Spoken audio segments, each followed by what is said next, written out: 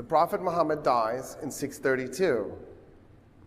That year, the Caliph, his follower, the first ruler after the Prophet, orders that the Arabian Peninsula be conquered and unified. For the first time in Arab history, the Arabian Peninsula was ruled by a single state within a year. That same year, 633, Abu Bakr launches 2 armies at the same time, simultaneously. One into the Persian Empire, one into the Roman Empire. Outnumbered, outmanned, out-technologied. There's no way the Arabs should prevail. Within a few decades, they completely conquer the Persian Empire. It was 1,200 years old at that point. Can you imagine a 1,200-year-old empire? You can't comprehend it not being there. They bring the Romans to their knees. They don't finish them off. But by the time they're done, so from 633, the moment they start the conquering, to 711, the moment they've conquered Spain, they owned everything from Pakistan to Spain and Central Asia. They built the largest empire in human history in just a few decades. 60% of the world's Christian population. The empire itself was 2% Muslim, but it owned 60% of the world's Christians. It was an empire of Buddhists and Hindus. There were even some pagans hanging around, and Zoroastrians.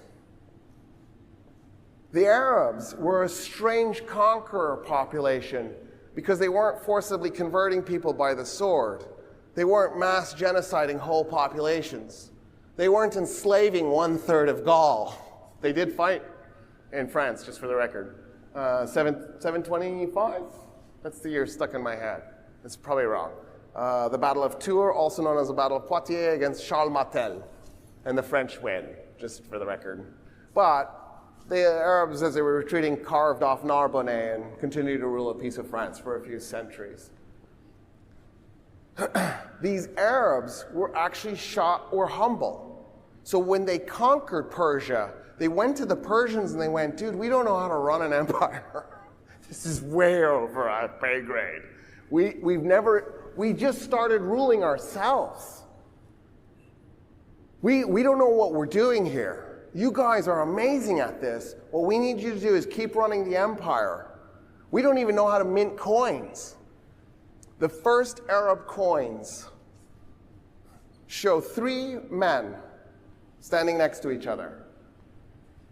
They're holding a cross in one hand and a globe with a cross sticking out of it. So they had a cross in both hands.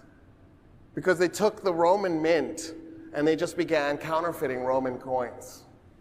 In fact, the word fulus, which is the word for money, comes from the Roman folus, which was one of the coins that they were counterfeiting.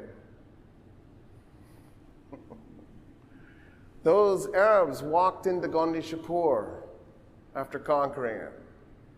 And they turned to the Persians and they went, what's that? And the Persians go, it's an academy. The Arabs go, cool, what is that? They go, it's a repository of all the knowledge of the world that we know of. And the Arabs go, show us. And the Persians go, what choice do we have? Take them in. And the Arabs go, teach us. And the Persians go, what choice do we have? We will. It takes a while. It doesn't happen right away. But in the 8th century, Al-Kindi begins converting these texts from Greek to Arabic.